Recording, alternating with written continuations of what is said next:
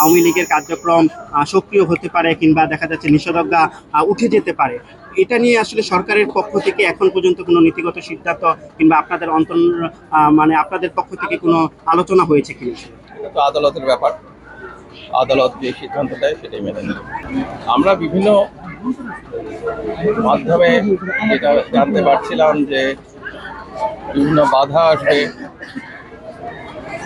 অন্য অন্য দেশ থেকেও বাধা আসবে। আমরা সেটা মোকাবেলা করার জন্য আমাদের আইন শৃঙ্খলা রক্ষাকারী বাহিনীর, স্থানীয় প্রশাসনের দৃঢ়তাকেও দেখছি। স্থানীয় প্রশাসন, নিরাপত্তা বাহিনীর যারা দায়িত্বে আছেন তারা নিষ্ঠার সঙ্গে চেষ্টা চালিয়ে যাচ্ছেন। সঙ্গে সঙ্গে বাংলাদেশের সাধারণ ছাত্র জনতা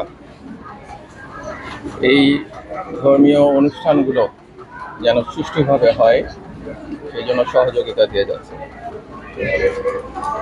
আমরা এই প্রক্রিয়া সবাই মিলে বিভিন্ন ধর্মের মানুষ যেন ধর্ম সুষ্ঠুভাবে পালন করতে পারেন সেটা নিশ্চিত করার চেষ্টা করছি।